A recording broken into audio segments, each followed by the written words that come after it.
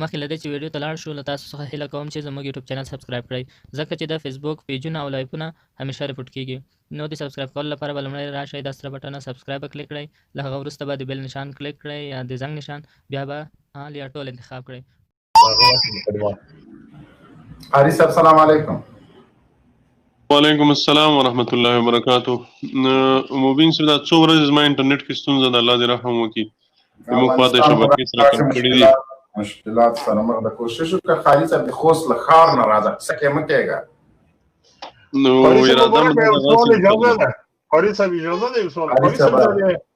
قاری صاحب مبارکه د تاسو انټرنیټ خلک ته معلومي چې د افغانانو انټرنیټ واقعا ضعیف دی، افغانستان شبکې ضعیف دي، د منان یزید انټرنیټ ولې ضعیف نه دی؟ هغه خو دی هغه نه وي، هغه خو د امریکایي دستګاهونه ده نو هغه خو قوي وي. ها ډیره بخښنه غواړم دغه شی مهرباني قاری صاحب محترم. مبین صاحب د جد شپږمه د شوروي اشغال تور ورځ، دا ورځ د افغانستان په تاریخ کې واقعیت دا دی چې د بدبختیو ډکه ورځ وه. په دې ورځ د افغانانو د بربادۍ او د افغانانو د بدبختیو دروازه پرانستل شوه. 40 کاله وړاندې په همدې ورځ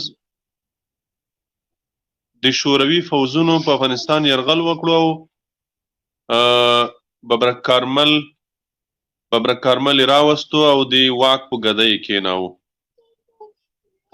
د شوروي فوزونو مداخله په افغانستان کې د ټولو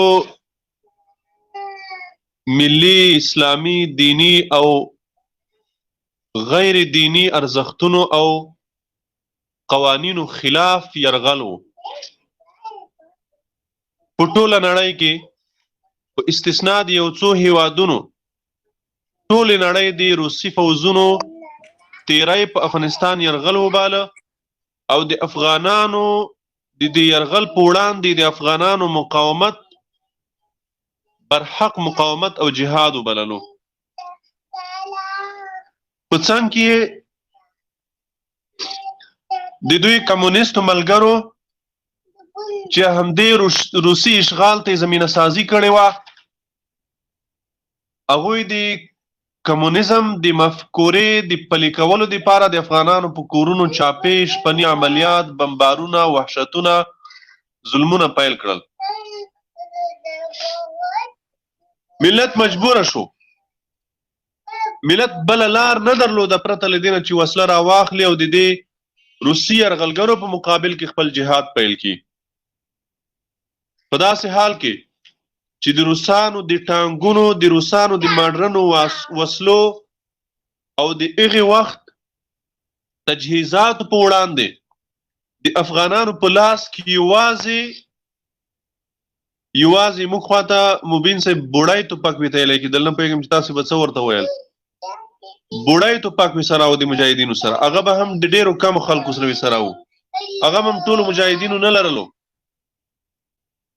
ملت راپورته شو، د دې خلکو په مقابل کې جهاد پیل کړو. د دوی استدلال هغه وخت هم دا و، د کمونستانو هغه وخت استدلال دا و چې کله به د کوم افغان په کور روسي لښکرې نه خېژولې، د دوی استدلال به دا و چې دلته زه پنجاپی وژنم، دا امپریالیست ده، دا مرتجع ده، مختلف قسمه القاب به کارول، دا د امریکا جاسوس ده. سوال لس کاله دې لړۍ دوام وکړو. بالاخره روسان د افغانستان نه وشړل شول او د دوی د بقایاو ټغرم ټول شو. د نجیب اداره رانسکوره شوه، نجیب په دار وزړول شو، نجیب او د هغې ملګرو ته سزا ورکړل شوه. د هغې نه وروسته بیا امریکایانو په افغانستان یرغل وکړو. د امریکایي اشغال او د روسي اشغال په منځ کې فرق یوازې دا دی، د هغه چا په اصطلاح چې هغه پرون د روس په مقابل کې جهاد کړی و، اگر چې د جهاد نه و کړی ځکه د ده نیت صفا نه و، د ده په نیت کې جهاد نه و، د ده په نیت کې ریالونه و، د ده په نیت کې ډالر و، د ده په نیت کې د لویدیځ کومکونه وو. د هغې خلکو استدلال دا ده چې روسان چې راغلي وو امریکایان چې راغلي دي هغه د ملګرو ملتونو د پرېکړه لیک لاندې راغلي دي، ملګرو ملتونو په خوښه راغلي دي. لدې یوه ضعیف استدلال بغیر د دوی په لاس کې بل هیڅ دلیل نشته چې د روسي اشغال او د امریکایي اشغال په منځ کې فرق وکړي. شپږم د جدي دا د افغانستان په تاریخ کې یوه تیاره ورځ ده. راتلونکي نسلونه به هم دا ورځ د یوې تورې ورځې په توګه لمانځي او موږ خپل نوي نسل ته ور یادوو چې دلته داسې یوه ورځ تېره شوې ده چې کمونیستانو سره فوزونه راوستل د کور کلي ډوډۍ په نوم چې موږ تاسو ته کور کالي ډوډۍ درکوو، موږ تاسو ته پلونه جوړوو، موږ تاسو ته روغتونونه جوړوو، موږ تاسو به د نړۍ سره سیالان شو. او دا خبره به هم کوله چې روسي انقلاب د ثور انقلاب چې کله ماتیږي په افغانستان کې به 1 فوټ یا 2 فوټه اوسپنه پرته وي. ټول افغانستان به 2 فوټه یا 1 فوټ اوسپنې نیولی وي چې کله د ثور انقلاب ماتیږي. خو الله تعالی هغه ذات ده چې د دغې بدماشانو نه مخکې هم ډېر کفار د ضعیفو خلکو په لاسونو مات کړي دي. فرعون یو لوی بدماش و. الله تعالی فرعون د موسی علیه السلام په لاس مات کړو.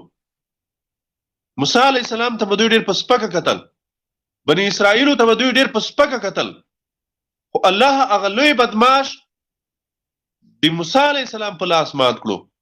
داسې دغه مغرور، دغه مستکبره روسان او د دوی مست خمار نشه په شرابو په کبابو مست کمونستان هغه ډېر په غرور کې و، ډېر په نشه کې و.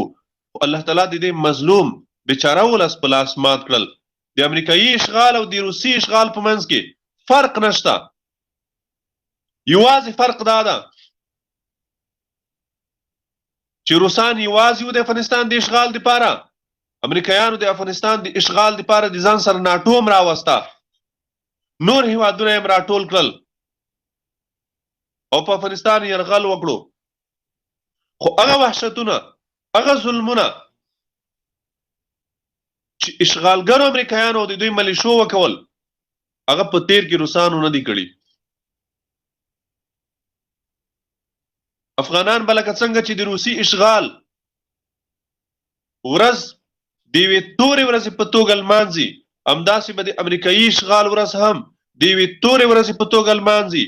لکه څنګه چې د روسي اشغال مزدورانو سره د ملت څه ډول تعامل کړی و، همداسې به د امریکایي اشغال د مزدورانو سره همداسې تعامل کیږي. داسې غږونه هم نن سبا اورېدل کیږي